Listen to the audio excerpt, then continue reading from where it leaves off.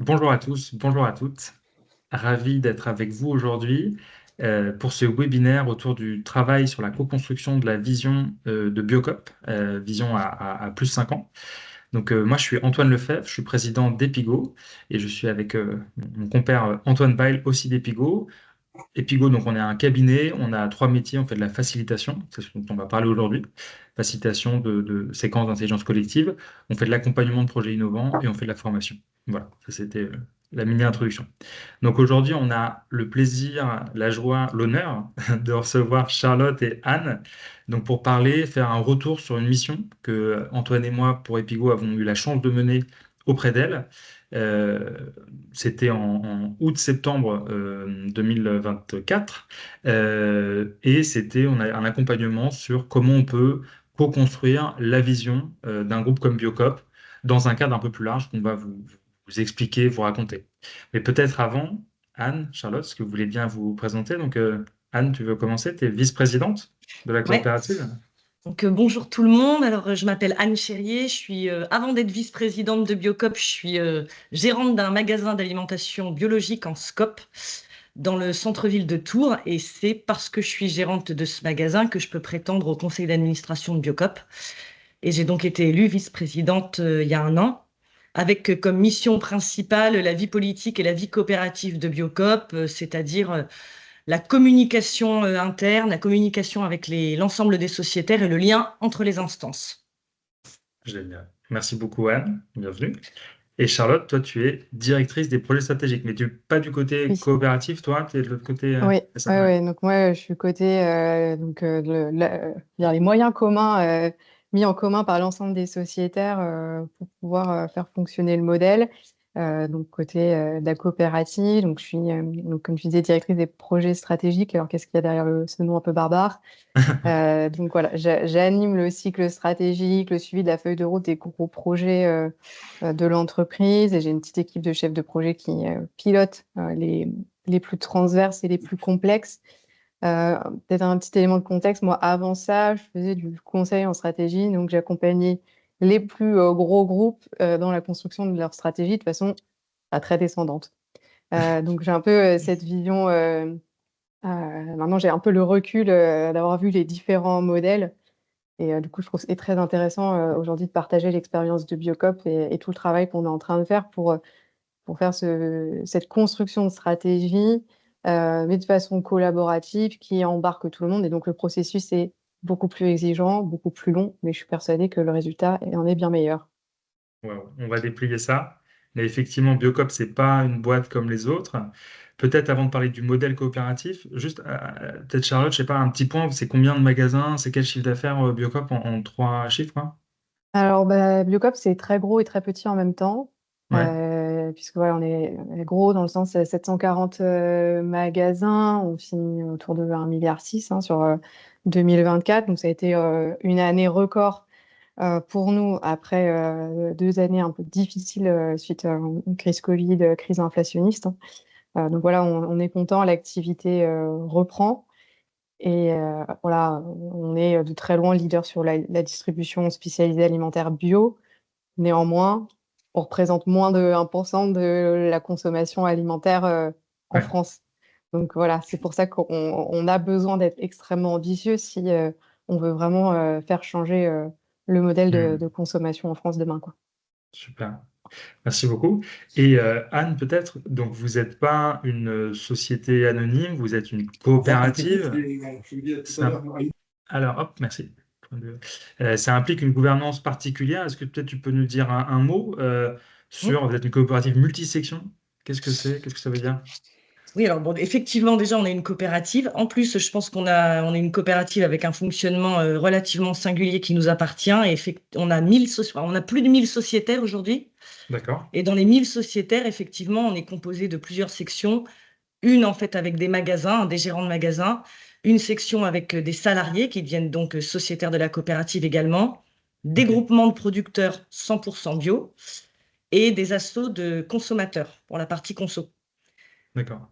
Ensuite, on regroupe tout ce monde-là autour d'un... Enfin, ensuite, d'abord, on met tout le monde autour d'un même projet qui est le développement de l'agriculture biologique dans un esprit d'équité et de coopération, ce qui fait partie de la charte, de la charte de Biocop et vraiment du projet initial autour duquel, en fait, on se retrouve.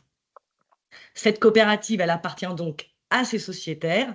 Ouais. On n'est pas gouverné par des actionnaires. On a une gouvernance qui nous appartient, qui est organisée autour de différentes commissions stratégiques et puis aussi plusieurs instances à différents niveaux dans la coopérative où les sociétaires sont élus en fait pour voilà, travailler, instruire des sujets, réfléchir, tout ça en collaboration avec les équipes du comité de direction dont fait partie Charlotte. Donc ça nous prend beaucoup de temps. Ouais. C'est très riche, c'est très politique. On a une très belle participation à toutes ces instances et du coup, une de mes missions avec le secrétaire général, c'est d'embarquer tout le monde au moment de l'AG et d'avoir un gros taux de participation. Chez Biocop, le taux de participation lors de notre assemblée générale annuelle, il est toujours de au moins 80%, voire plus. Donc, on a une belle Ok. vie coopérative. Ok. Et ce que j'entends aussi, ouais, c'est que derrière, Biocop, c'est aussi un projet politique, quoi. C'est pas, on ouvre un magasin Biocop, on devient sociétaire, on rejoint, on va décider, participer aux décisions pour le grand véhicule commun. Voilà. Biocop, c'est d'abord un projet politique. Ok. Les magasins Super. sont un moyen de porter le projet. Ok. Très clair. Merci beaucoup, Anne.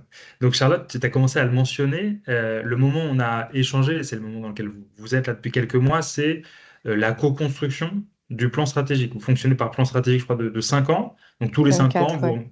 4, pardon, autant pour moi, vous remettez un petit peu le travail à plat. Et l'idée, c'est du coup de faire émerger, de co-construire les axes stratégiques.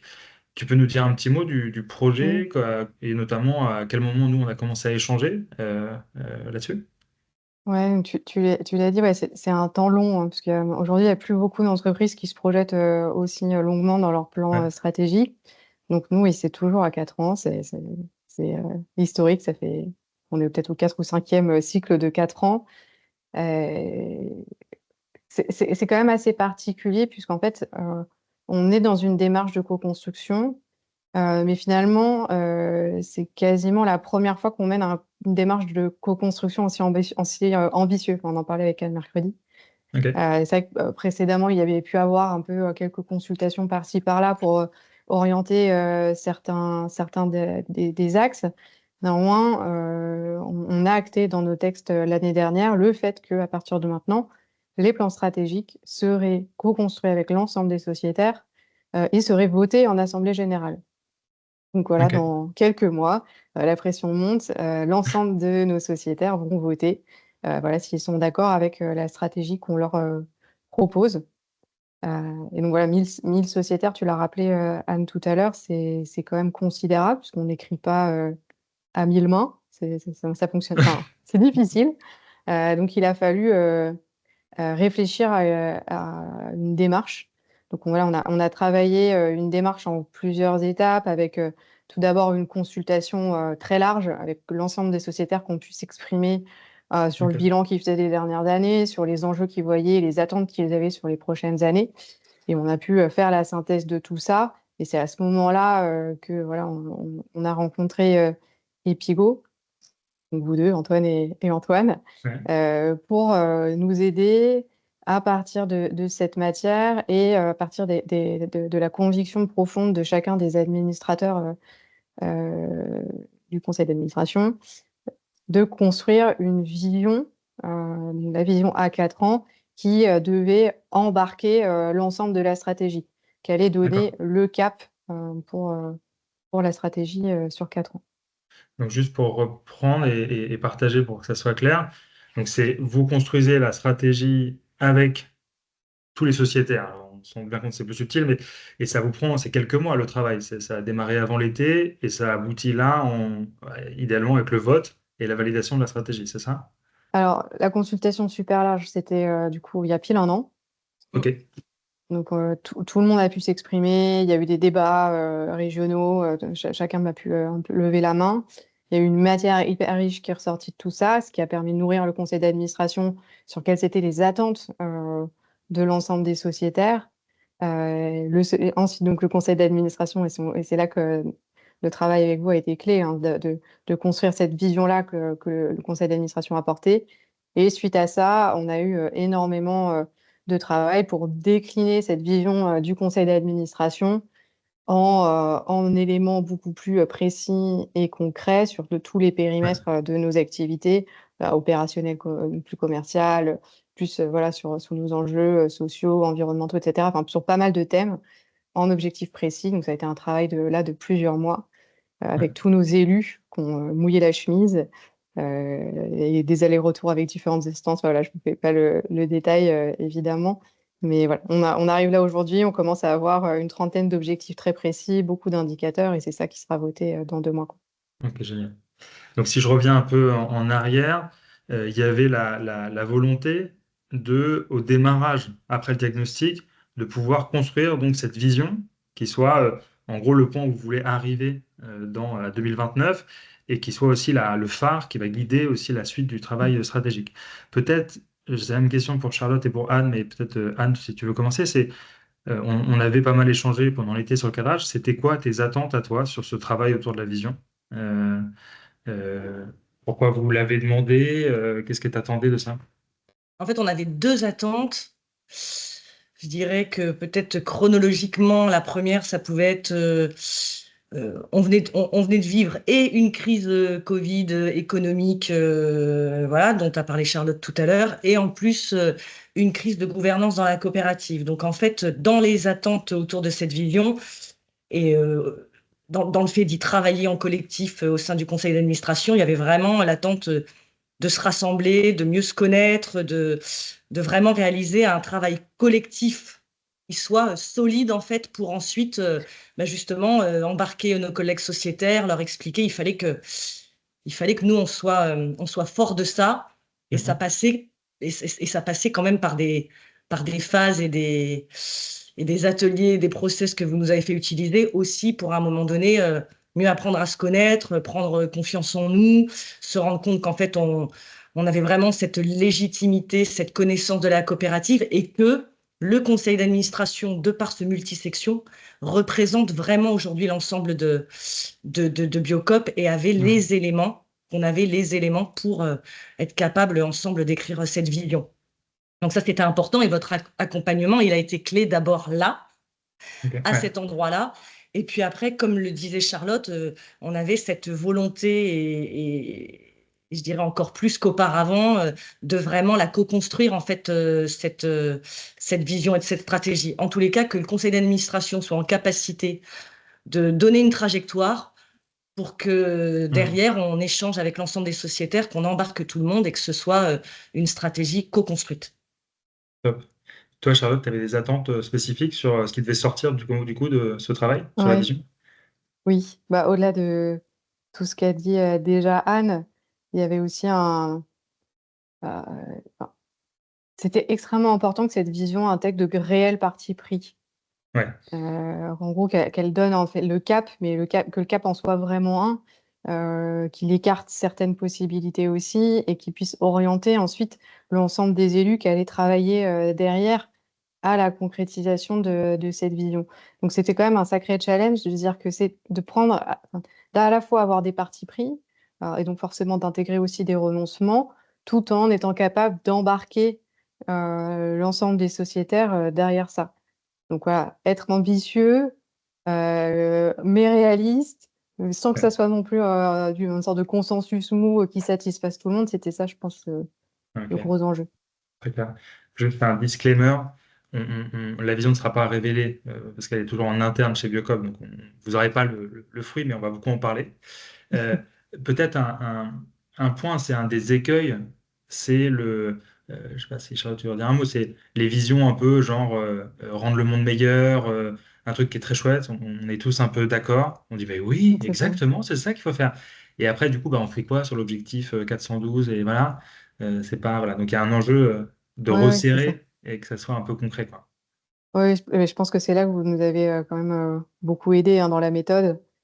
Et justement, je pense qu'on passera un peu de temps sur la méthode après, mais Ouais. comment on arrive à être alignés, Et Anne l'a dit tout à l'heure, le conseil d'administration, enfin, c'est pas, entre guillemets, c'est pas un parti politique aligné derrière un combat. Enfin, c'est des profils différents avec des convictions différentes qui sont alignés derrière un même projet global, avec des réalités différentes entre voilà, ceux qui viennent des magasins, ceux qui viennent du monde paysan. Enfin, il y a plein de Ouais. réalités qui peuvent s'affronter, s'enrichir. Et donc, comment on arrive à aligner tout le monde sans consensus mou, c'était un vrai enjeu. Et sans tourner dans la périphrase pour satisfaire Ouais. tout le monde, que chacun ait eu son petit bout, quoi. Le suspense, comment on a fait? Ah, ah. Mm. Peut-être, on va rentrer un peu dans le détail des séquences, mais Antoine, peut-être, donc il y a eu un travail de cadrage. On a quand même pas mal discuté en amont. Je me rappelle des coups de fil pendant l'été avec pas mal de membres du CA pour essayer de bien comprendre la situation, les enjeux et de pouvoir après designer la séquence. Mais Antoine, peut-être en vision large, on n'avait pas non plus 3 semaines de travail avec le conseil d'administration. Il y avait 2 journées, même une journée et demie. C'est quoi un peu les séquences d'abord et après on rentrera dans le détail, mais en vision macro, tu veux bien décrire? Ouais, ben, en fait, ouais, on avait une journée et demie avec le conseil d'administration, puis une journée ensuite avec le CODIR, mais peut-être en macro et en lien avec ce qui vient d'être dit, on a choisi de commencer par construire quelque chose d'une confiance à l'intérieur du groupe quant Mm. à sa capacité à le faire, à sa légitimité. Tu le disais, Anne, c'est vrai que enfin, c'est assez impressionnant de devoir prendre une décision sur une vision à 4 ans. Et comme tu l'as dit, pour des personnes dont a priori c'est pas le métier, il y a des personnes dans le conseil d'administration, donc gérants de magasins, paysans, producteurs, consommateurs. Donc il y avait vraiment cet enjeu de faire que ces personnes-là se sentent légitimes pour faire ça, s'approprient cette mission. Ça supposait d'être très clair aussi au début sur ce qu'on visait, c'est-à-dire le livrable. Et ça, je pense que c'était le travail de cadrage en amont, mais de Mm. bien comprendre à la fois le fonctionnement du conseil d'administration, sa composition et l'objectif.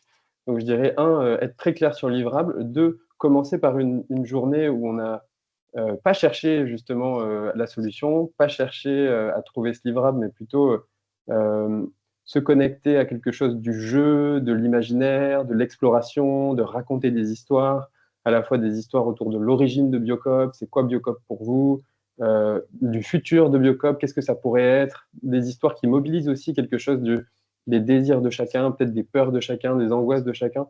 Euh, En synthèse, quelque chose en créativité qu'on appelle la divergence, c'est-à-dire explorer un maximum de pistes, de scénarios, d'idées, sans chercher à se mettre d'accord. Euh, et ce faisant, bâtir quelque chose aussi d'une confiance dans le fait que ça peut être dit, ça peut être écouté, ça peut être entendu, on peut être tous ensemble avec en commun au cœur Biocop euh, et en même temps être différent et avoir toutes ces diversités qu'il y a dans le conseil d'administration. Donc, premier jour, c'était ça, divergence. Deuxième jour, on a vraiment travaillé à ce que de cette diversité naisse une vision tranchée et partagée. Et donc là, on pourrait y revenir, mais on a utilisé une méthodologie de gestion par consentement.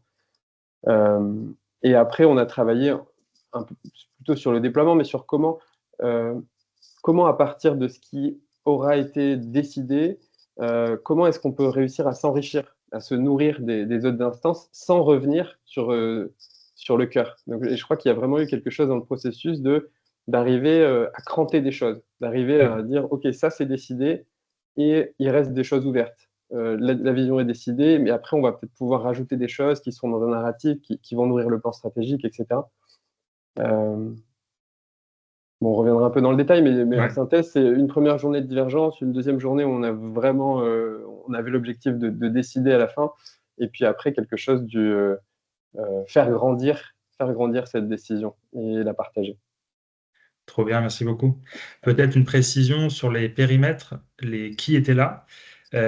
En première journée, il y avait donc le conseil d'administration, c'est 12 personnes, donc qui sont, on l'a dit, on le redit, des gérants de magasins, des paysans, des représentants des consommateurs, des représentants des salariés de la SA, et les deux personnes du CODIR, donc Charlotte et Franck, le DG. Donc 14 personnes sur la première journée et la deuxième journée. Et en troisième journée, c'est le CODIR qui est venu il n'est resté que la moitié, enfin un sous-ensemble du conseil d'administration, et le CODIR est venu avec l'idée de comment on fait pour que le CODIR, qui n'a pas dans son entièreté créé la vision, monte à bord et fasse sienne cette vision qui va devoir déployer. Enfin, voilà, ça va être le cap pour vous pour bosser. Euh, donc, si on rentre en micro, sur cette première journée d'inspiration, Charlotte, Anne, est-ce que vous y avez une séquence, vous, qui vous a marqué, plu, ou qui a été importante ou contributrice à la réflexion, si ça vous vient je sais pas, Anne, tu veux y aller? Ouais, mais j'en ai deux. J'en ai Ah deux. bah, Alors en fait, il y en a une qui finalement, la première, et je ne sais plus si c'était peut-être même par ça qu'on a démarré. En fait, c'était l'avocat de l'ange, l'avocat du diable. Quand on a tous, donc tous les membres du conseil d'administration, on dit ce qui avait marché, ce qui n'avait pas marché dans la précédente. hum, Voilà, là où on en était et de voir vraiment ce qu'on mettait d'un côté ou de l'autre. Et ça a été vachement important parce que cette phase-là, elle nous a permis de voir dès le début, enfin moi c'est quelque chose, je me souviens de ce moment-là parce que j'ai été surprise en fait, dès le début qu'on se rejoignait en fait sur pas mal de choses. hum, Donc ça nous a quand même tout de suite donné une base et quand même une impulsion pour la suite. Donc je me souviens bien de ça et je me souviens aussi euh, d'être capable de voir ce qu'on avait déjà fait de bien, ok. qui n'est pas toujours notre cas. On a parfois du mal à se rendre compte qu'en fait, on a beaucoup de choses quand même déjà de réaliser, qu'on est capable d'avoir de l'ambition. Et voilà, mais je le dis parce que Hum, parfois, Charlotte, toi, tu nous le redis aussi, en fait, Mm. cette vision-là, ces projets qui aboutissent. Donc ça, c'était un gros point de départ. Et donc, il y a eu vraiment plusieurs phases dans la journée. Après, moi, mon gros kiff, c'était les interviews du futur. ok, trop Je ne bien. sais pas si vous vous souvenez de ce moment-là, mais je crois qu'on devait être dans mon groupe sur l'interview d'un gérant ou d'une gérante dans le futur. Et ça, c'était vraiment cette phase de rêve, d'être capable vraiment de voir loin et de voir très loin, parce qu'effectivement, on fait une stratégie à 4 ans, mais en plus, on a une réflexion et quand même enfin, pour ma part, aujourd'hui, pour la coopérative, une envie de projection au-delà de ça. C'est-à-dire que Hum, le projet qu'on porte, il est quand même très large et très ambitieux. Et du coup, il faut aussi qu'on se questionne pas juste à 4 ans, mais je hum, pense à 10 ans, à 30 ans. Voilà, il faut qu'on soit capable d'aller plus loin. Et du coup, ces interviews du futur, c'était très engageant pour vraiment rêver, se sentir habité par le projet et aller beaucoup plus loin, quoi. Donc, c'est un très bon ok, souvenir. super. Ouais, parce que les horizons de temps, Charlotte, tu disais, Biocop a fait des plans stratégiques longs. Et voilà, de 4 ans pour une grosse boîte, aujourd'hui c'est long, on est sur 1 an, C'est 2 ans, ça. d'après ce que je comprends. Et en même temps, si on parle de modèle agricole, 4 ans, c'est une seconde, quoi. Tout ça, ça met du Ouais. temps à bouger et sur votre combat de fond, quoi, sur le fait de promouvoir une autre agriculture, effectivement, il faut se projeter peut-être un peu plus loin. Merci beaucoup, Anne. Charlotte, toi, tu veux partager sur cette première journée des choses qui t'ont marqué? Pareil, j'en ai deux, et ça tombe bien, c'est pas les mêmes. Donc, Ah bah comme ça, parfait, on aura une alors. vision complète. Oui, moi, j'ai bien aimé une des premières séquences donc sur l'écriture de l'histoire de Biocop sous forme de conte.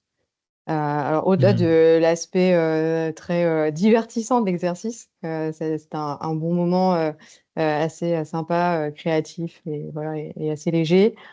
Finalement, voilà, il y a deux groupes qui ont fait ce travail-là et j'ai trouvé ça presque beau de se rendre compte qu'à la fin, les deux contes se rejoignaient énormément et que en fait, ça montrait à quel point voilà, l'histoire de Biocop, c'est vraiment un terreau commun qui rassemble tout le monde. On a tous voilà, le même.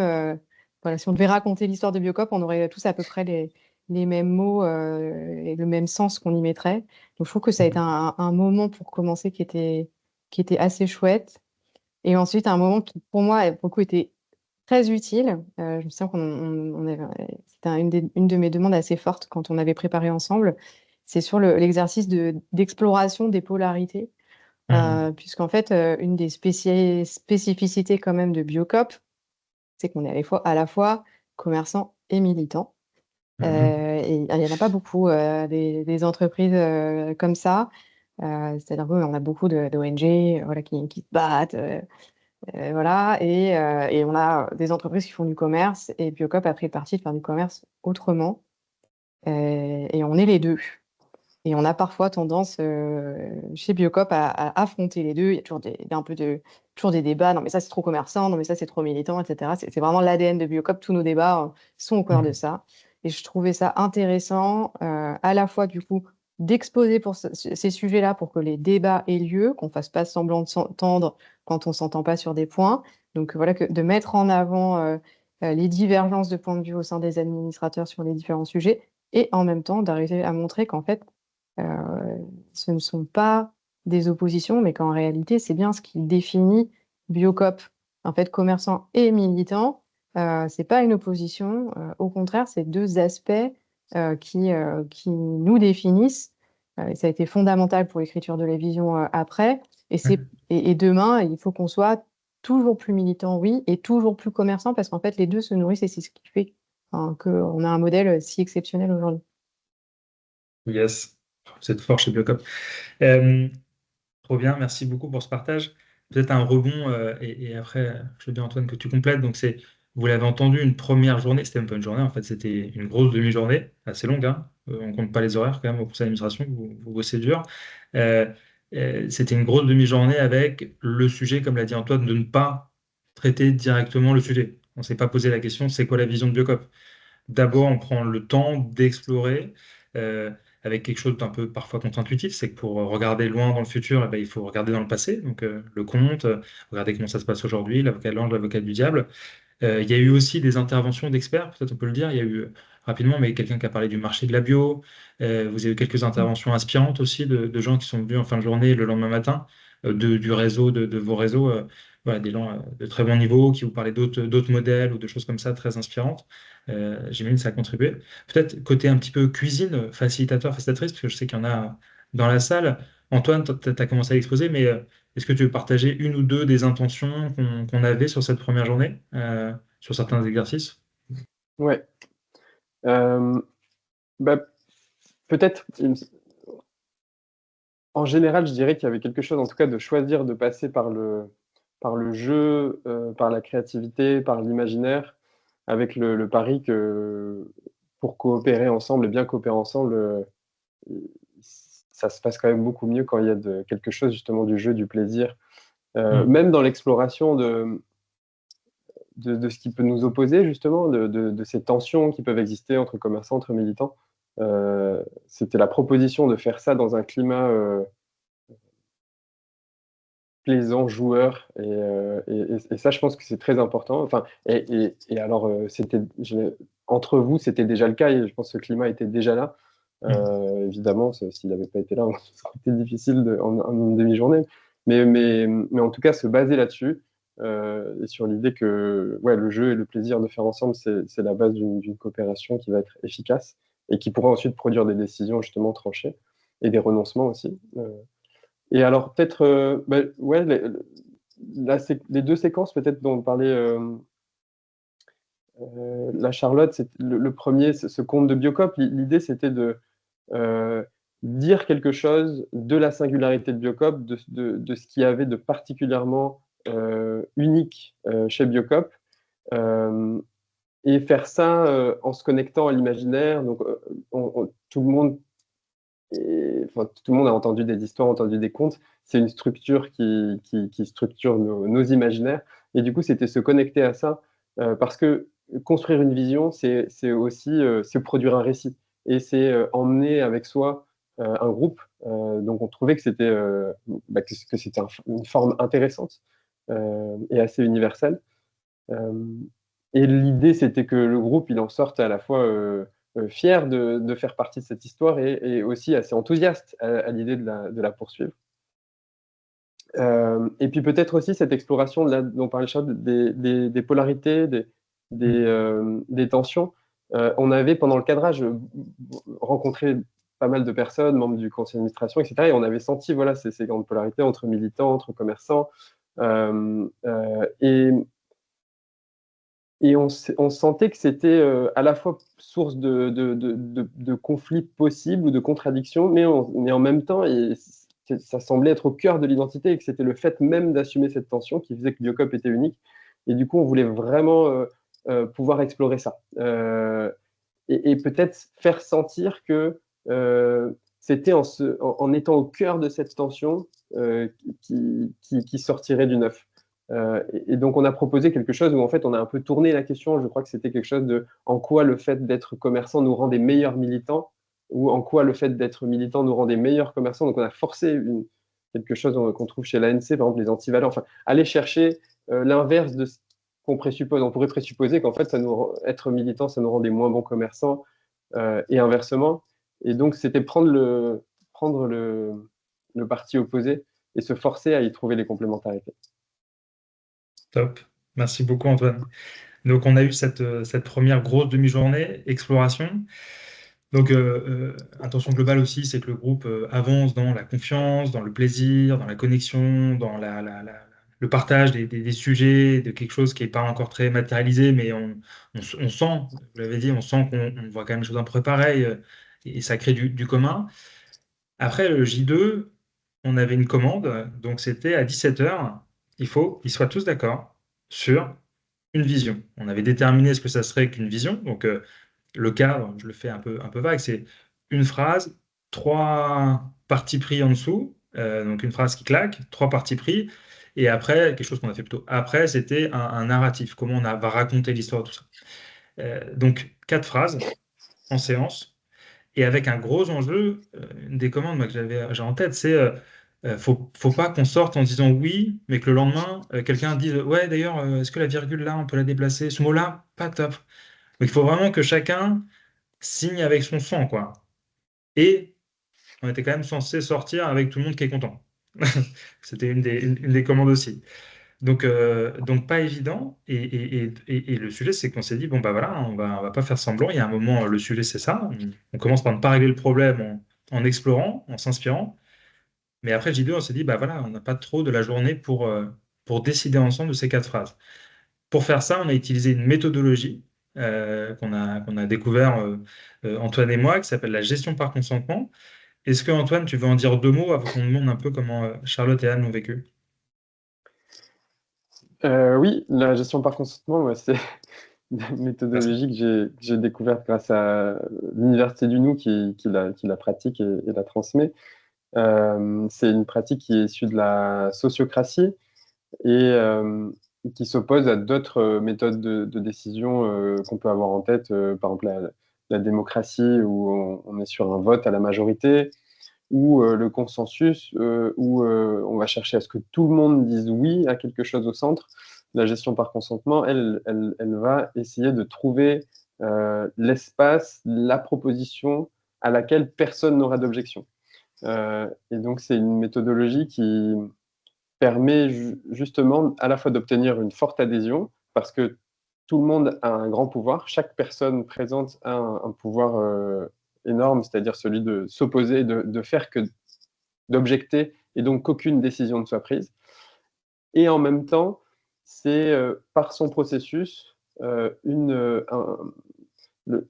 méthodologie qui permet d'obtenir des décisions tranchées, parce que si on arrive à trouver ce territoire, cette proposition à laquelle personne ne dit non, en fait, c'est un territoire qui est plus vaste que celui auquel tout le monde dit oui.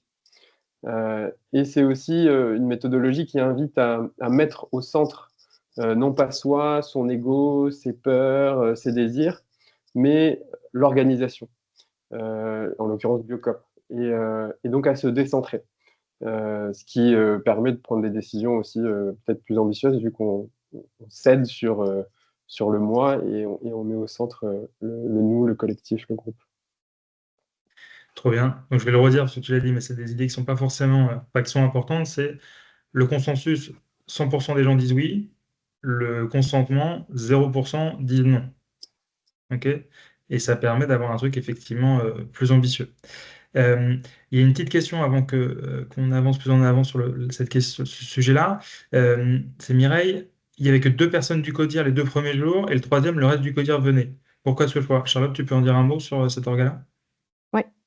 Alors déjà, puisqu'en fait, ce sujet d'écriture de la vision, il devait vraiment être porté par le CA parce que c'est vraiment un choix politique. Chez nous, voilà, on a vraiment une grosse distinction entre la vie politique, enfin, la vie coopérative de de l'entreprise et la partie exécutive donc avec le comité de direction qui met en œuvre ensuite cette stratégie. Donc en effet, on s'est posé la question à un moment, est-ce qu'il ne faut pas qu'on soit tous ensemble pour que là, le CODIR puisse aussi porter les contraintes opérationnelles, les réalités de ce qui est faisable ou pas, hein, en bon expert chacun de son domaine. Et en fait, on s'est dit, au-delà du fait que la journée aurait été encore il y aurait encore plus de difficultés, parce qu'on aurait été entre 30 et 40, je pense, dans la salle. On s'est dit qu'il fallait brider le moins possible le conseil d'administration dans ce travail de la vision, mais qu'en même temps, le fait qu'avec Franck, donc le directeur général, et donc moi, on soit là quand même pour être toujours les garde-fous d'une certaine façon, une sorte de principe de réalité de ce qu'on pouvait faire ou pas, de pousser aussi parfois les contradictions pour les mettre les plus à jour, puisqu'en fait, il n'y a rien de pire pour nous après derrière qu'allons mettre en œuvre, qu'il y ait des zones de flou où en fait les contradictions n'ont pas été bien explicitées et réglées. Donc voilà, c'est pour ça qu'on a fait ce choix-là avec des administrateurs qui vraiment portent leur vision, puisque c'est leur rôle, de mettre leur trip sur la table et d'écrire et de s'aligner autour de cette vision, puis ensuite de la présenter au comité de direction qui puisse se l'approprier, poser des questions, etc. Ok, génial, merci beaucoup. Et donc, cette journée de décision, Anne, comment tu l'as vécue? Et quels sont tes, je sais pas, tes souvenirs, tes retours sur ce chemin-là? Je dirais que j'ai fini la journée franchement rincée. Ouais. Non, je l'ai très bien vécu cette journée. C'était une vraie découverte en fait. Alors parmi le conseil d'administration, il y en a certains d'entre nous qui connaissaient déjà, qui avaient un petit peu touché de plus ou moins loin au process de la GPS, de la gestion par consentement. Mais la plupart d'entre nous, en fait, on a découvert cet exercice à l'occasion de l'écriture de la vision. Et ça a été vraiment la grosse découverte et le truc auquel moi j'ai adhéré complètement. Mais je pense que tout le groupe, on est tous d'accord pour dire que pour différents enjeux et différents travaux au sein du conseil, c'est une méthode qu'il faut qu'on continue à employer parce qu'en fait, elle est vraiment très efficace dans le sens où elle permet à tout le monde en fait de prendre sa place. Tout le monde doit s'exprimer, tout le monde doit participer, on doit s'écouter et que le travail réalisé, il va être vraiment, alors le nôtre, celui en l'occurrence là du conseil d'administration de Charlotte et Franck, parce que chez Biocop, c'est bien les sociétaires qui portent le projet, qui en sont responsables et que. Alors, on a aussi un CODIR habité par les convictions et le projet de Biocop, hein, ça c'est clair. Je pense que personne n'arrive chez Biocop par hasard. Mais en tous les cas, toutes ces histoires, ces convictions, ces contradictions qu'on peut avoir, la GPS, ça nous a vraiment permis en fait de mettre tout ça ensemble et à un moment donné d'être obligés de s'écouter et d'être tous d'accord. Et que dans la vision finale, chacun, d'une manière ou d'une autre, en fait, s'y retrouve et soit en capacité de la porter, et surtout soit fier de la porter, soit convaincu que c'est la bonne vision, c'est la bonne trajectoire et qu'avec l'ensemble des sociétaires, on va pouvoir partager, qu'on sera suffisamment fort et prêt pour les embarquer. Et du coup, le process de la gestion par consentement, il est déterminant pour qu'on ait ensuite cette envie, pour qu'on s'y retrouve et pour qu'on ait la capacité du coup de porter la vision et après de continuer tout le travail, parce que ça ne s'arrêtera pas là, hein, tout le travail qu'il va y avoir derrière. Trop bien, merci beaucoup Anne. Il y a une petite question très pertinente sur qui a fait la proposition. Donc un point sur la gestion par consentement, c'est qu'on part d'une première proposition et la méthode repose sur ça. On part pas à 14, on discute, enfin on ne peut pas en discuter avant, mais voilà. Il y a une écoute du son. Bref. Qui a fait la première proposition? Anne, tu te rappelles ou Charlotte, de qui c'était Enfin, c'était. Tu te souviens, Charlotte? Ils étaient Oui, trois. c'était. Ils étaient trois. Mais Trois parce qu'en fait, administrateurs désignés volontaires. C'est ça. Ouais, c'était pas vraiment. En fait, on a quand même. Ce que vous nous avez demandé, Antoine et Antoine, c'est d'écrire. Chaque administrateur a écrit en fait ses ambitions fortes on en a écrit 3 chacun, je crois, 3 ou 4 chacun, ces ambitions fortes de là où on avait envie d'aller, de là où on avait envie d'être en 2029. On a écrit tout ça tous en même temps et après, on a collé tous nos post-it tous en même temps. C'est important parce que personne s'est inspiré des idées de l'autre. Hein. C'était un travail qui était vraiment au même moment, au même instant. Et à partir de là, à partir de tout ça, effectivement, on a 3 collègues administrateurs qui ont été s'enfermer dans une petite salle pour écrire en fait un premier jet de la vision. Voilà, c'est à partir de là, et à partir de là, on a retravaillé tous ensemble pour l'améliorer et aller plus loin. Ce qui est intéressant, je trouve, c'est que j'ai l'impression que vous ne vous souvenez pas qui c'était. Et en fait, ça fait partie de la beauté, c'est que, tu m'arrêtes Antoine si je dis des bêtises, mais c'est les proposeurs, c'est comme ça qu'ils s'appellent, vont proposer pour le groupe. Et donc, à la fin, la production n'est pas du tout signée par elle ou eux, c'est vraiment du commun. Donc, c'est juste un sous-ensemble du collectif. Prends ce job parce que, comme disait Charlotte, on n'écrit pas à 1000, mais on n'écrit pas non plus à 14, à 3. À la limite, on peut écrire des trucs. Et donc, ça permet de faire un point de départ. Mais si je peux rebondir sur Ouais. cette période, ce moment-là, hein, où chacun a pris ses post-it pour mettre voilà, c'est les éléments les plus importants pour eux, l'ambition qu'ils voulaient voir atteinte en 2029. Moi, c'est un moment qui m'a énormément surprise parce que je me suis dit, là, c'est le moment où on va se rendre compte que personne n'est aligné, quoi. C'est le moment où on va se dire, waouh, comment on va faire le grand écart entre tout le monde puisque chacun est...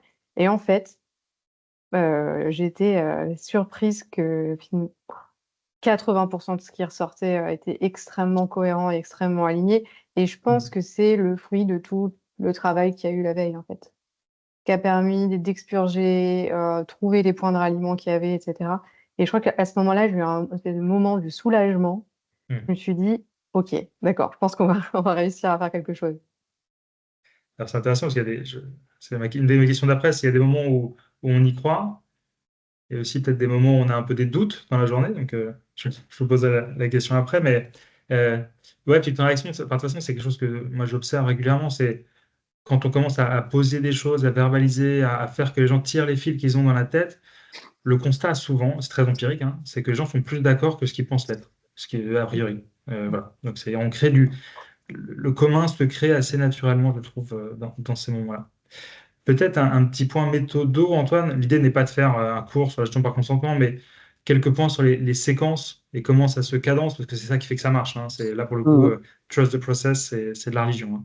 Donc vas-y, Oui, Antoine, quelques ça les permettra séquences. peut-être à répondre à la question qui a été posée là sur le que faisait le reste du groupe pendant que les proposeurs élaboraient la proposition. Donc ouais, la gestion par consentement commence par une étape qui s'appelle l'écoute du centre. Et on pourrait dire que tout ce qu'on avait fait la veille contribuait à ça. L'écoute du centre, c'est une phase d'ailleurs qui peut durer. En fait, même tout ce qui avait été fait, même depuis le mois d'avril, ce dont parlait Charlotte, la consultation, tout le processus qui avait mené jusque-là, ouais, consultation des sociétaires, les échanges entre vous, conseil d'administration, etc., avaient, avait contribué à cette phase qui consiste à donc, écouter le centre, mais là concrètement, ça veut dire aussi écouter l'organisation, écouter ses membres, écouter ce qu'on en ressent, les intuitions, les peurs, mettre tout ça au centre. Et cette phase a été clôturée par ce moment où effectivement on vous a demandé à chacun de dire quelles étaient les 2-3 orientations qui vous tenaient le plus à cœur pour les 4 prochaines années. Ensuite, il y a une phase donc de proposition. On demande à des personnes volontaires de se coltiner à la tâche de prendre tout ce qui a été entendu du centre et d'en faire une proposition synthétique. Pendant ce temps-là, effectivement, les autres font une pause.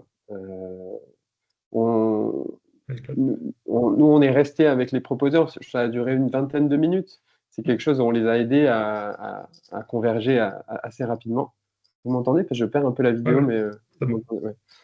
Donc, écoute du centre, élaboration d'une proposition. Ensuite, donc, le groupe de proposeurs qui fait ça effectivement au service du groupe, mais qui endosse, c'est quand même important, ils endossent leurs propositions et ils vont jouer un rôle pendant les étapes d'après.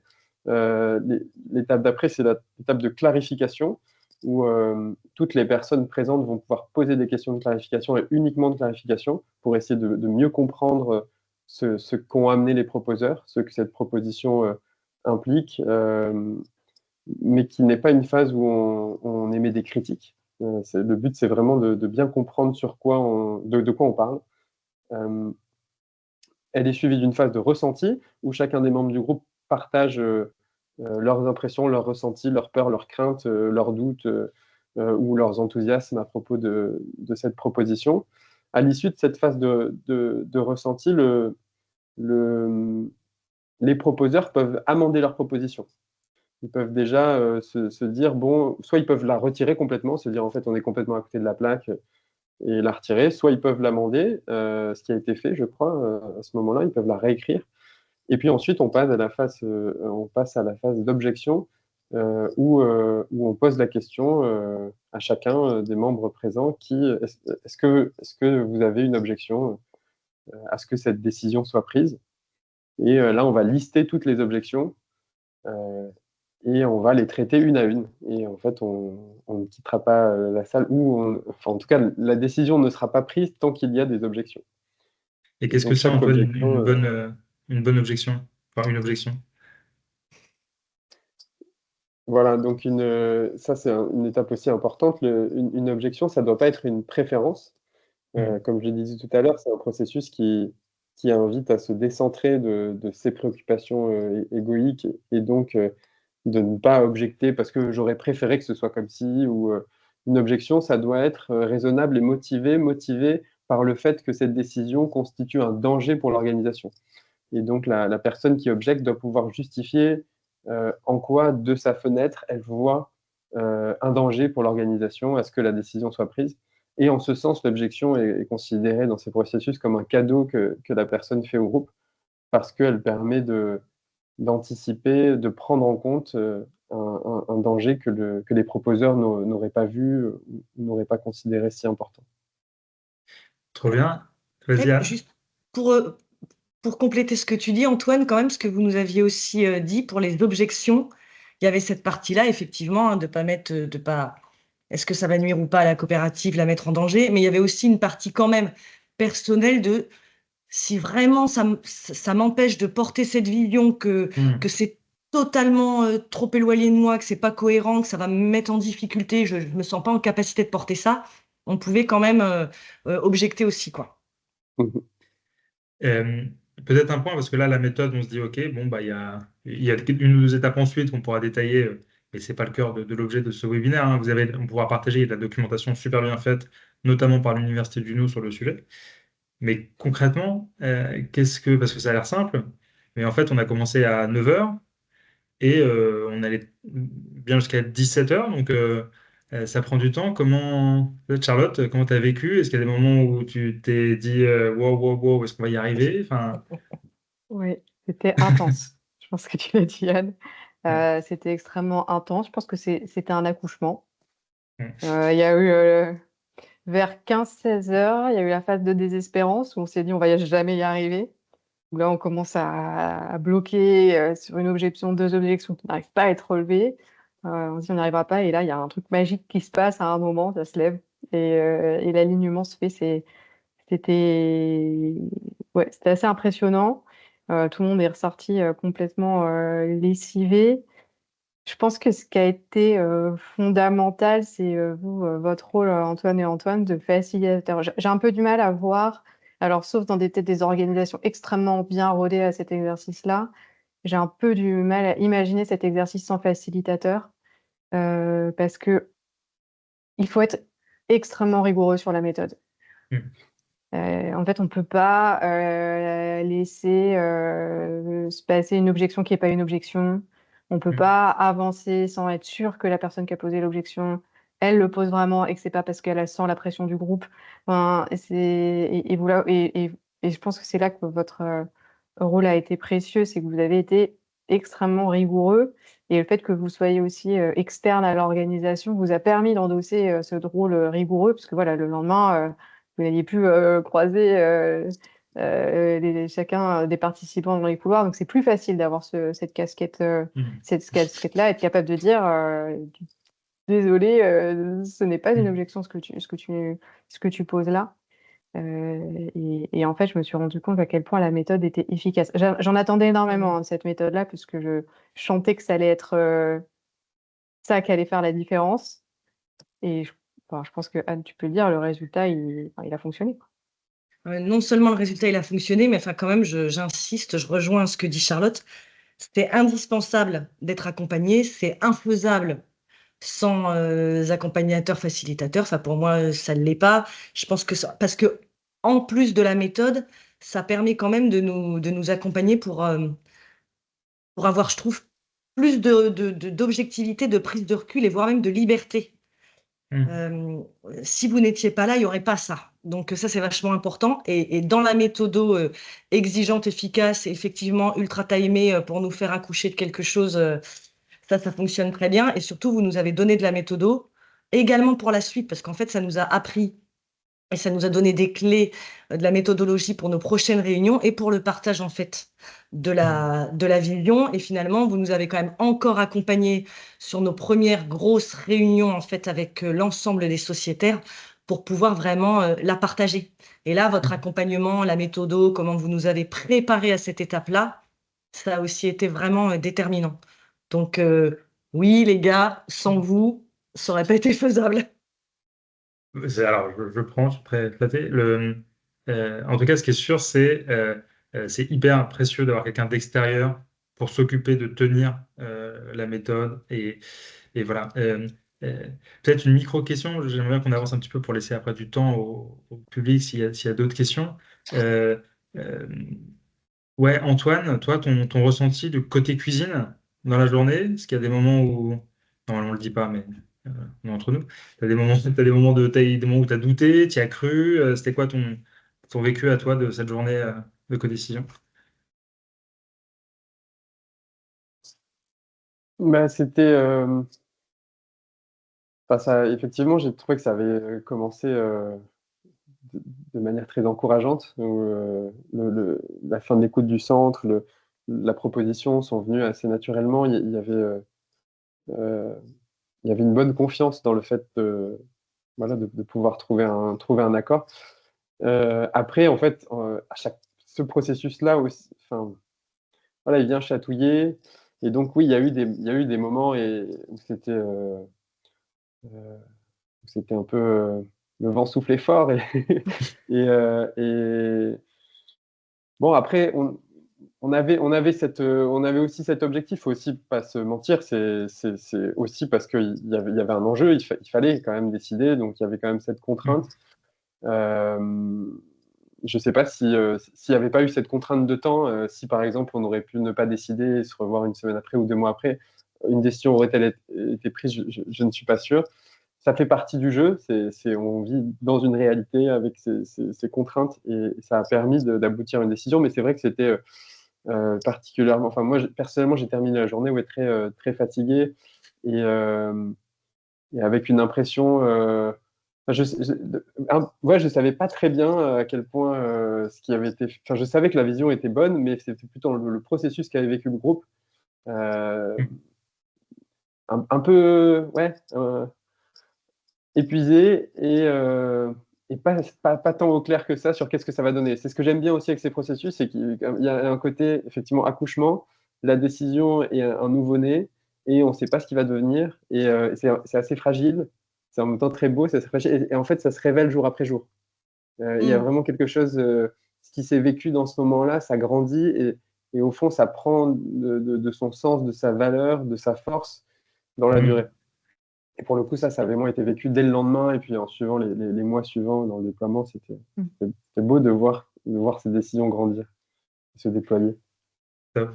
Peut-être, ouais, je complète ce que dit Antoine, mais ça fait partie du job et c'est une des parties marrantes, enfin, intéressantes, c'est pas de la facilitation de plaisir, quoi. Enfin, pas que. Il y a des moments où c'est dans le dur, des moments où on s'oppose au groupe, des moments où on tient à l'effort, des moments où soi-même, hein, on se pose des questions de savoir si on va y arriver et on s'applique à nous-mêmes ce qu'on dit aux autres, c'est-à-dire faut croire dans la méthode. Et le fait de l'avoir vécu soi-même une fois, deux fois, trois fois, ça permet de savoir que ça peut marcher. Euh, mais oui, oui, c'était quand même assez sport et assez exigeant. Et parfois, je me dis que la valeur de ce qu'on produit est aussi fonction de la quantité de sueur qu'on a mis à le produire. Donc, je sais pas pour la souffrance, mais en tout cas, il y a eu beaucoup d'efforts et beaucoup d'engagement de chacune et chacun. Et ça, c'était beau. Peut-être un mot avant de passer, de décrire peut-être un peu plus rapidement les étapes suivantes, mais sur ce qui a été produit. Donc, malheureusement, on ne révélera pas le contenu, mais sur la nature, est-ce que vous avez été surprise, Charlotte, Anne? Est-ce que ça correspond à ce que vous attendiez? Est-ce que ça a été, voilà, parce que sur ce nouveau-né, là, vous regardiez arriver, est-ce que vous avez des remarques comme ça? Moi, je dirais pas que j'ai été surprise. J'ai été surprise dans la méthodo, dans notre capacité à nous mettre d'accord, à être aussi réactifs, à suer tous ensemble. Mm. Ça, quand même, j'en attendais pas autant. Mais après, j'ai pas été surprise du résultat parce que effectivement, l'histoire de Biocop, parce que pourquoi on est là, parce que déjà beaucoup d'échanges et parce que cette vision à laquelle j'ai participé, elle me convient et que je pense que justement dans la méthode, on a ce truc de se dire qu'on y a mis vraiment chacun nos convictions et tout ce qu'on avait et que du coup, ça nous ressemble et qu'on est arrivé. Et en fait, quand vous nous avez appelés avant de se retrouver tous ensemble dans l'été, comme tu disais au tout début, Mm.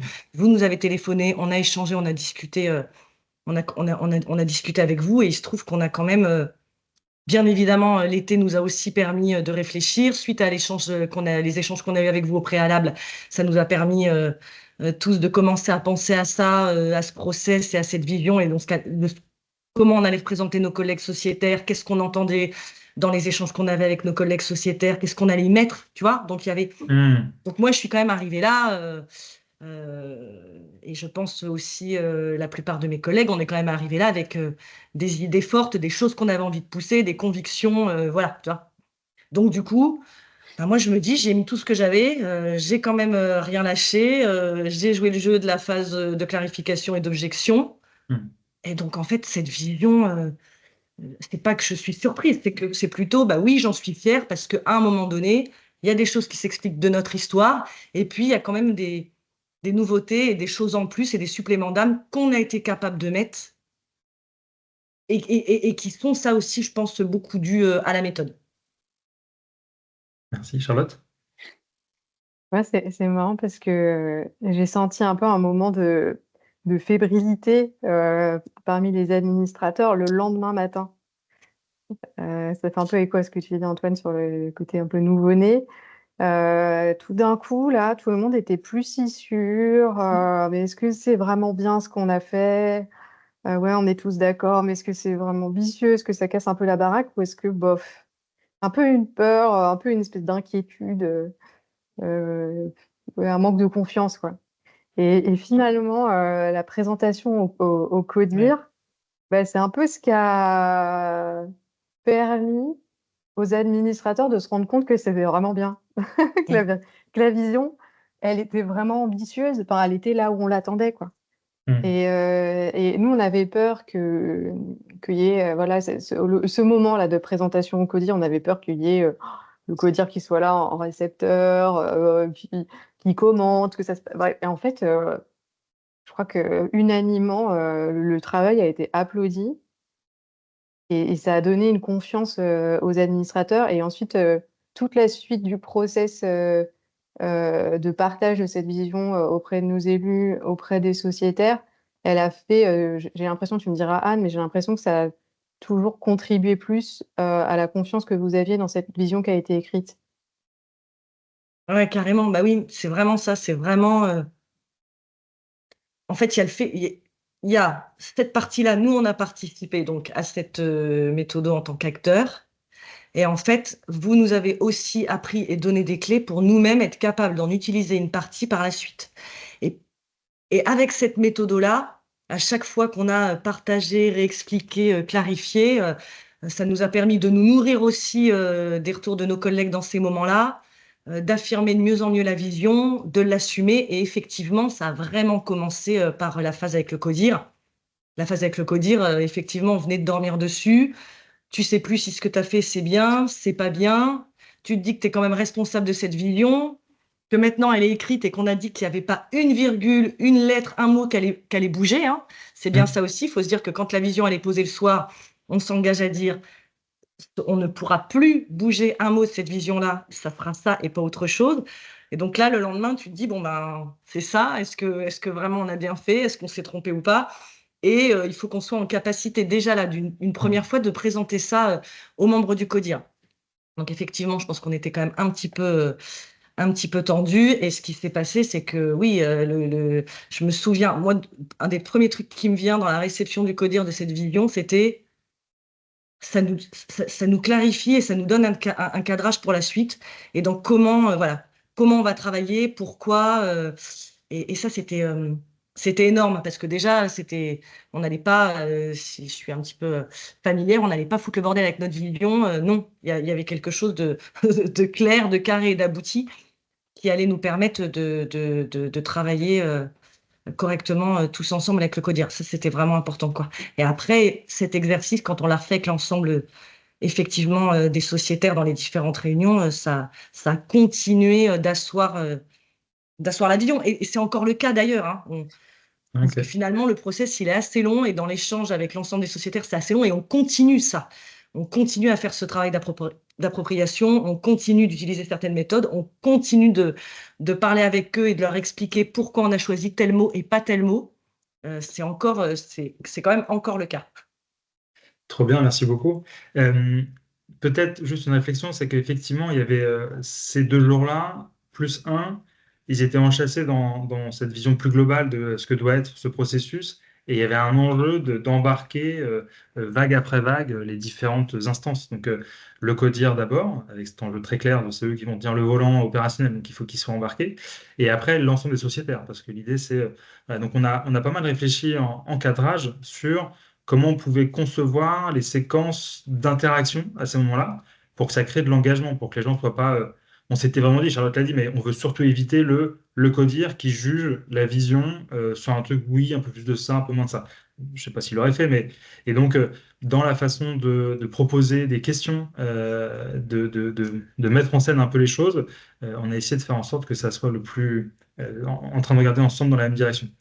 Peut-être, Antoine, un petit mot sur les types de questions qu'on a posées, enfin qu'on a proposé de poser à ces moments-là, et aussi un peu qui a été reproduit le schéma avec les sociétaires. Un petit mot là-dessus, et puis après, peut-être on peut Ouais. passer la main. Ouais. Ouais. Euh, Juste une chose en lien, voilà, avec la gestion par consentement et ce que tu disais, Anne, ça me fait penser, oui, au fait que le fait d'avoir vécu ce processus, d'avoir traversé toutes ces objections, ça donne de la valeur à chaque mot. Et le fait de l'avoir fait ensemble et d'en avoir discuté ensemble, et effectivement d'avoir été un peu dans la douleur de oui, mais moi je préférais tel mot, oui, ah ben tiens, si on changeait, et puis on rechange, et puis ah non, mais non, moi ça me va pas, et on fait ah ben donc on en revient, non, on en a un nouveau. En fait, les personnes qui ont vécu ça, chacun des membres du conseil d'administration pouvait défendre ça, discuter de ça. Et ça, ça me semble vraiment important aussi. Expliquer aussi pourquoi ça peut grandir après et pourquoi ça tient la route, pourquoi c'est solide. Parce que vraiment, tout a été discuté virgule par virgule, mot par mot. Et donc, ce qu'on a proposé pour la suite, et sur la base, et ça c'était important en tout cas de se dire, on va pas la modifier, c'est-à-dire ce qui a été écrit ne sera pas modifié. Par contre, ce qui va pouvoir être enrichi, complété, ça va être les orientations du plan stratégique, ça va être le narratif, la façon de qu'est-ce qu'on met là-dedans, comment on la décline. Et donc l'idée, c'était de reprendre les étapes de la gestion par consentement, c'est-à-dire la vision était présentée, et ensuite on avait un moment de clarification avec le CODIR, mais aussi dans la réunion régionale, où du coup parfois il y avait jusqu'à 150 personnes qui étaient là présentes, donc c'était des grands groupes. Et donc à chaque fois, on a tenu à ça, à ce que la clarification se fasse en grand groupe pour que les membres du conseil d'administration soient ensemble face aux sociétaires et qui est vraiment, enfin face. Et d'ailleurs, on a essayé de faire quelque chose de pas tant un face à face que être ensemble et pouvoir, mais que ensemble ils puissent expliquer, justifier, détailler, répondre aux questions, clarifier. Et puis ensuite, c'était aussi important, il nous a semblé important que chacun puisse s'exprimer. Et donc là, autant la clarification, c'était en grand groupe, autant ensuite on a construit parfois jusqu'à 10 ou 12 petits groupes pour que, à l'intérieur duquel il y avait toujours un membre du conseil d'administration.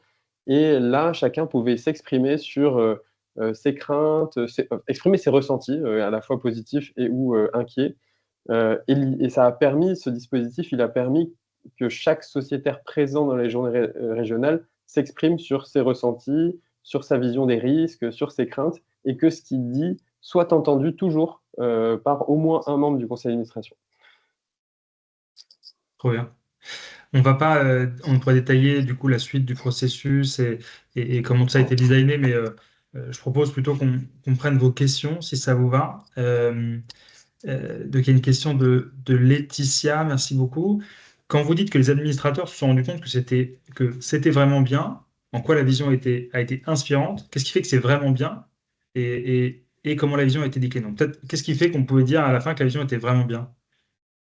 C'est du pur ressenti ou il y avait des critères? Donc, je pense que c'est plutôt un, à la fois la perception, la réception par, par les secrétaires. Je me permets, Anne, tu compléteras, Vas-y, vas-y. tu me diras. Déjà, le fait que dans la très grande majorité, ça a été très bien reçu. Il y a eu quand même beaucoup de personnes qui ont dit: «Ah, enfin, merci, c'est ce qu'on attendait, on y est enfin, quelque chose de voilà qui correspondait aux attentes». On sent qu'on était plutôt dans le mille et en même temps, à la fois, certaines personnes qui étaient peut-être pas toujours d'accord, mais c'est ce qu'on voulait, puisqu'en fait, on voulait qu'il y ait du parti pris. On voulait pas, devenir les meilleurs demain. Bon, OK, super, peut-être on est d'accord. Donc on voulait quand même qu'il y ait cette aspérité, embarquer la Mhm. grosse majorité, avoir quand même quelques personnes qui ont plus de doutes. Personne n'était contre, hein, donc vraiment dans les remarques, mais certains, voilà, auraient aimé le poids du corps plus sur quelque chose ou l'autre. Donc là-dessus, moi, je trouve que c'est pour ça que je considère que ça a été un succès sur cette partie réception. Hem Et ensuite, moi, ce que j'ai vu sur le travail, d'après, hein, sur la partie, comment on décline cette Mhm. vision en stratégie, puisque la vision, ce n'est pas la stratégie, hein, c'est le phare, dans la nuit, c'est le bout là où on veut aller. Ensuite, bah, comment on fait pour y arriver? Quels moyens on met en œuvre? Là, sur quoi sur quoi on n'investit pas? Quels choix on fait? C'est ça la stratégie.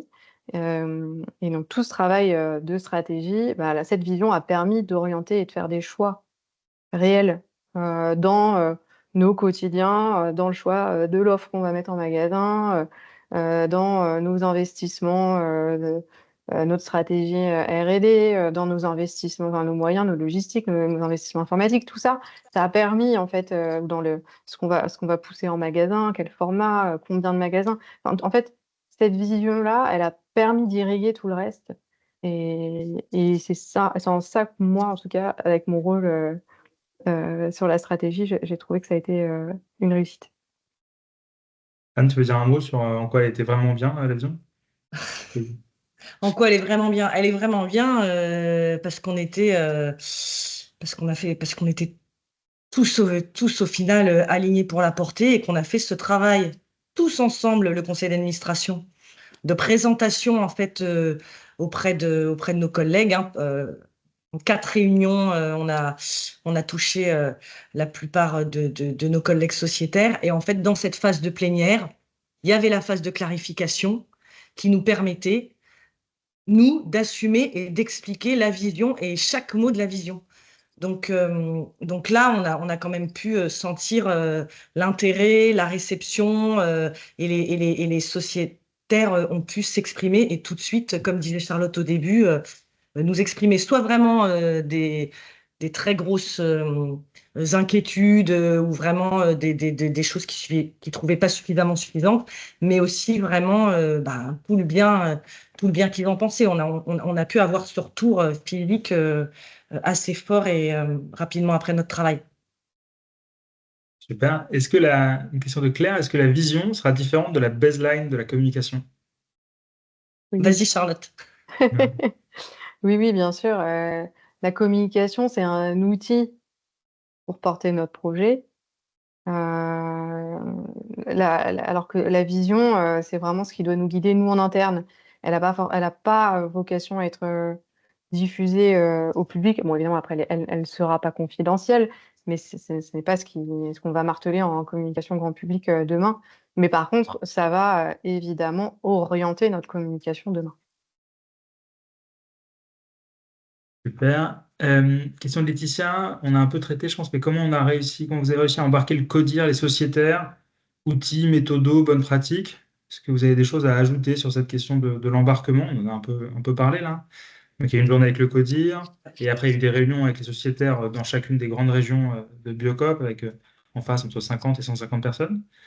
C'était quoi qu'est-ce qui a fait que ça a bien marché, l'embarquement? Je sais pas. En fait, au niveau sociétaire, il y a eu effectivement ces premières grosses réunions, mais on a aussi d'autres instances plus locales chez Biocop dans lesquelles les sociétaires peuvent se réunir. Et en fait, on a mis des phases on a accompagné pour qu'il y ait des temps et des phases d'appropriation de la vision aussi dans des petits groupes au niveau local. Tout le monde n'avait pas pu participer à certaines réunions et il fallait aussi rediscuter, pouvoir repartager. Donc après, dans les autres instances, on a continué à accompagner et à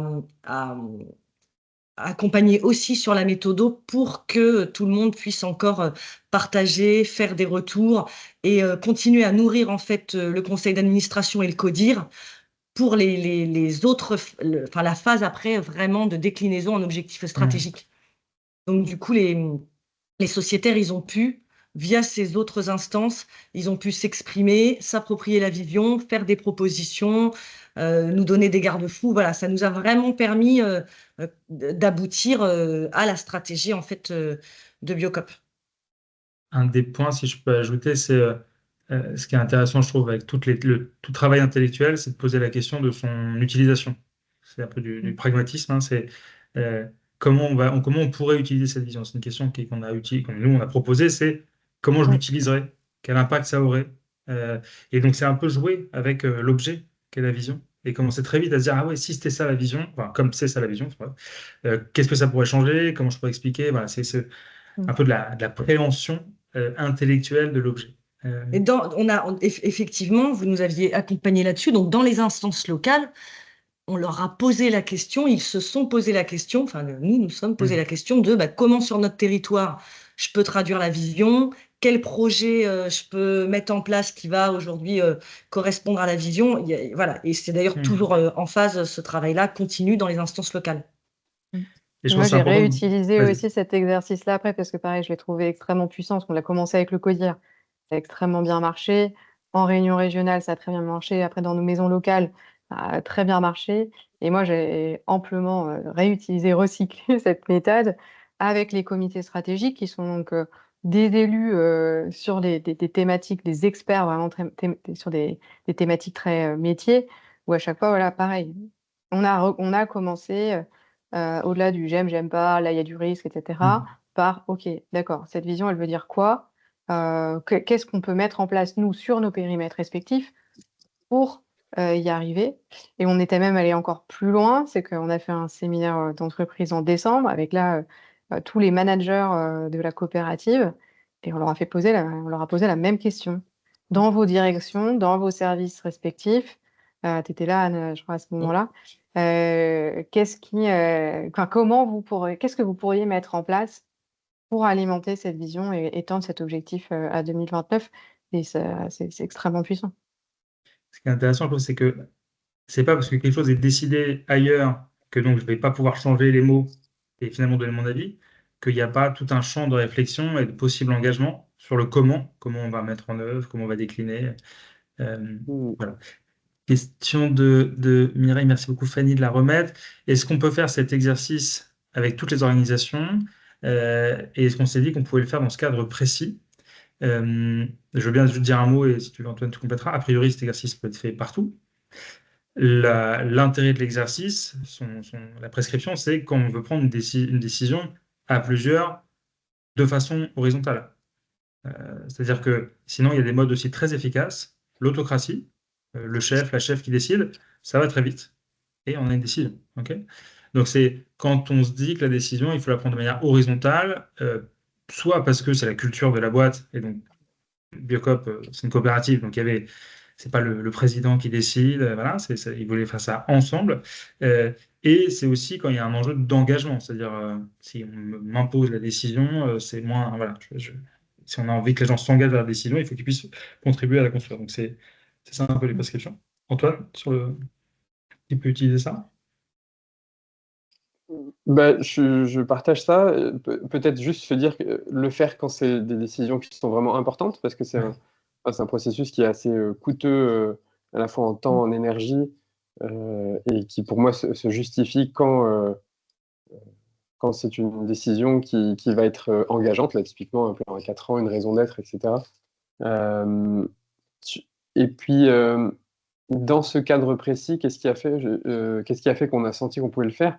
Je crois que c'était vraiment dans l'échange, en fait, à la fois la culture de l'entreprise, le fait que c'était un conseil d'administration entier qui devait décider, euh, et, euh, et puis les échanges qu'on a eu avec les différents, avec Charlotte, avec les membres du conseil d'administration, nous ont fait sentir que c'était possible, que c'était souhaitable, et même que c'était, il me semble, vraiment l'outil idéal par rapport à la demande là, dans ce contexte-là. On peut Peut-être peut-être juste une prendre. chose Ouais, pour oui. compléter par rapport à la question précédente, ce que je trouve intéressant dans le déploiement, cette articulation entre quelque chose de l'horizontalité et de la verticalité. Parce que souvent, avec ces processus-là, on peut être dans un idéal on va faire de la gestion par consentement, on va faire de l'horizontalité, donc tout le monde va décider de tout. Et il peut y avoir des gens frustrés qui disent bah non, si on dit qu'on décide de tout, moi je veux pouvoir participer à cette décision. Et on se retrouve en fait parfois dans certaines organisations à être perdu sur qui décide de quoi, à passer vraiment beaucoup de temps là-dessus. Et là, j'ai l'impression qu'il y a eu quelque chose de ce crantage il y a des endroits où il y a de l'horizontalité et il y a des endroits où il y a de la verticalité. Et par exemple, le conseil d'administration décide de la vision. Là, c'est horizontal en gestion par consentement, mais ensuite, même par exemple par rapport au CODIR, le CODIR, théoriquement, enfin, n'avait pas le droit de modifier. D'ailleurs, il n'y a pas eu une seule modification de la vision. Mais par contre, il avait le droit d'enrichir, de compléter, de poser des questions des risques qui ensuite venaient enrichir le plan stratégique. Et ensuite, comme vous avez fait avec les sociétaires, avec les managers, c'était vraiment trouver cet équilibre entre il y a des choses qui descendent verticalement, et puis là, il y a des choses sur lesquelles vous allez pouvoir contribuer, et donc être très clair sur qu'est-ce qui est de l'ordre de la verticalité qui ne va pas bouger. Mais par contre, à partir de là, il y a tout un espace de possibles que vous pouvez vous approprier, sur lequel vous pouvez contribuer. Et ça me semble un bel. Enfin, ça a bien fonctionné là, là-dessus. Et ouais, je C'est un pourrais appuyer enjeu de ça. chaque instant, un peu, puisque ça, je pense qu'on en parle encore mercredi avec Yann, mais il faut toujours, c'est toujours hyper important à chaque fois qu'on pose ces règles-là. Quel est l'espace de jeu et à quel moment, ben voilà, faut qu'on avance. Il y a des décisions qui sont prises. Donc c'est évidemment pas évident, sans être non plus complètement fermé, hein. S'il y avait eu un tollé, je pense, au moment de la présentation de la Oui, vision, le CA serait rentré et aurait rebossé. Voilà, c'est pas rigide. Mais ça rajoute, je pense, une difficulté quand on a une boîte coopérative. C'est vrai de toutes les boîtes, un peu cette question, mais en particulier quand on a une boîte coopérative, la question Mm. de la politique, du partage du pouvoir, de comment, et les questions d'organisation. Et je trouve qu'il y a une remarque, moi, qui m'a parlé, c'est que, en fait, le faire bien, c'est le faire de manière assez. C'est pas que la coopération, c'est pas que fun, quoi. C'est aussi rigueur, de dureté parfois, respect. Et un des retours. Je me rappelle un des retours oui, du conseil d'administration, c'était quelqu'un qui a dit moi, j'ai pas aimé cette journée parce que on m'a pas laissé parler autant que je voulais, mais j'ai aimé cette journée parce qu'on n'a pas laissé les autres parler autant qu'ils voulaient. Et donc, ce côté discipline de, de la gestion de la parole, c'est aussi ça, la vraie coopération. Ça peut être très oui, frustrant. c'est une ascèse aussi. Ah ouais, ouais, C'est aussi une c'est pas que ascèse. fun. Mais c'est très efficace. Qui a participé de mots dont la question n'avait pas traité? Merci pour la question. Et ce sera peut-être la dernière ou l'avant-dernière. Qui a participé au cadrage et validé le processus global? Est-ce que Charlotte, tu veux répondre? Alors, le processus global, ben, en fait, on l'a co-construit. J'ai co-construit avec un petit sous-groupe d'administrateurs en charge de ce travail de la stratégie. Où voilà, on a été, voilà, on a beaucoup, beaucoup réfléchi, échangé, et puis ça s'est aussi construit au fur et à mesure sur comment on consulte le plus largement, mais tout en étant efficace et en avançant, en mettant justement à chaque fois bien les limites de qui décide quand, quoi, quand est-ce qu'on consulte, quand est-ce qu'on construit, quand est-ce qu'on descend l'information. Bref, voilà, ça a été des cycles assez itératifs, donc avec le conseil d'administration. Et bah, le cadrage, du coup, c'était le même groupe de travail, il me semble. Ouais, il y avait je crois que vous êtes 6 au sein du CA et dans le comité, Ouais, enfin c'est ça. le groupe de Le travail, groupe de... le groupe de Ouais, travail stratégique, c'est pas plus le politique. secrétaire général aussi qui est en Et, charge voilà. d'animer Et- toute la vie coopérative. et c'est Gauthier Gében avec qui on était en contact au départ, qui est secrétaire général de Biocop. Euh, et après, on a pas mal travaillé, discuté avec Gauthier, avec Charlotte sur la conception du séminaire et puis avec l'interview des membres voilà, du groupe stratégie du conseil d'administration. Mm. Donc ça a été quand Parce même qu'on a une assez. gouvernance politique peut-être assez dense, riche et ça structurée pour le coup. Là, avec des comités, des commissions, la Maison nationale, enfin bref, avec toute une coopérative. Donc il a fallu s'inscrire dans ce fonctionnement actuel. Et d'où l'importance vraiment on le dit, on le redit, du cadrage en amont. Ça fait réfléchir. Nous, de notre point de vue prestataire, le client, il commence à réfléchir, il évolue. Nous, on comprend où on arrive et ça nous permet de designer. Mais c'est toujours un cheminement. Moi, je dis souvent, c'est pas, on peut pas gagner la bataille, entre guillemets, avant, mais par contre, on peut la perdre. C'est-à-dire, si on a un mauvais cadrage, on peut vraiment Mm. partir sur une pente très glissante pour l'animation ensuite. Donc, hyper important de bien bosser et que ces séquences d'intelligence collective, où on réunit beaucoup de gens, elles soient hyper réfléchies en avance, préparées, designées, qu'il y ait beaucoup d'attention derrière. Est-ce que on arrive au bout? Est-ce que vous voulez dire un dernier mot, Charlotte, Antoine, Anne, avant que on referme? Moi, je dirais que si le cadrage il est bon, qu'il est au bon endroit, en fait, il va permettre à tout le monde de s'exprimer Hmm. et à tout le monde de se sentir entendu. Et que ça, c'est quand même un des enjeux majeurs et c'est ce qui fait qu'au bout du bout, ça va marcher et qu'on va embarquer tout le monde. Et le cadrage, là, il permettait. Alors moi, je pense qu'il y a toujours des choses à améliorer et qu'on sera encore meilleur sur la prochaine stratégie. Mais le cadrage, il a quand même permis à l'ensemble des sociétaires aussi de s'exprimer et nous de pouvoir nous nourrir de leur retour. Et du coup, c'est là où je me dis qu'il était bien fait ce cadrage. Ouais, vous avez bien bossé en amont. Charlotte, tu veux dire un dernier mot? Bah oui, je suis en phase avec Anne, hein, c'était une première fois, là, c'était extrêmement ambitieux. Je pense que moi, j'avais même pas envisagé au départ de l'exercice à quel point ça allait être ambitieux, engageant, à quel point voilà, il y avoir une participation aussi riche. Voilà, c'est un boulot de chaque instant. On n'a pas encore terminé, hein. On verra, on se retrouve dans 2 mois pour voir l'Assemblée générale, ce que ça a donné. Et bah, surtout, en tout cas, moi, le message que j'ai passé, c'est merci Antoine et Antoine pour votre accompagnement. Parce que je pense que vous avez été clés dans ce moment-là, dans ces 2 jours et demi, et en même temps, après, dans la suite, sur le travail d'appropriation, où vous nous avez aidé à construire une méthode qui permet à la fois d'embarquer, de dépasser les frustrations des uns et des autres. C'était top. Un grand merci. Ouais. Antoine? Euh, Moi aussi, j'ai envie de vous remercier pour cette expérience partagée et puis pour cet apprentissage que, que c'est possible de faire cohabiter autant de divergences et qui tendent à être un peu clivées dans la société dans laquelle on vit et qui chez vous, arrivent à vivre ensemble, de faire cohabiter du business et de la politique et plus que cohabiter, que ce soit les deux jambes de l'organisation et faire cohabiter aussi très concrètement dans toutes ces régions autant de, de personnalités, de motivations différentes et de faire vivre une entreprise sur ce mode coopératif multisection. Je trouve que c'est très inspirant. C'est une mission qui m'a fait du bien. Merci à vous. Et je dis un dernier mot. Donc, pareil, c'était une très belle mission. Et allez faire vos courses chez Biocop parce que je peux vous dire que c'est une boîte Yes. incroyable et qu'ils ont derrière les produits, c'est pas que des produits, quoi. Il y a vraiment un projet politique incroyable, une vision de l'agriculture exigeante, le fait d'être en phase avec les enjeux et de faire de la politique qui s'incarne vraiment, alors dans de la consommation, mais voilà, ça existe et ça marche et il marche. Et en plus, ils arrivent à faire des trucs ensemble. C'est des clients super. Donc voilà, donc j'ai été ravi. Un grand, grand, grand merci Charlotte et Anne de votre témoignage, de votre partage. Et merci à tous et toutes d'avoir été là. On a enregistré, on mettra sur YouTube le transcript. Voilà. Et à votre dispo, si vous avez des questions sur les questions de la facilitation, devenir facilitateur ou les questions de vision, ce sera avec plaisir. Merci beaucoup. Merci à Merci. vous. Merci beaucoup. Bonne Bon journée. Merci week-end. beaucoup. Au revoir. Au revoir. Merci.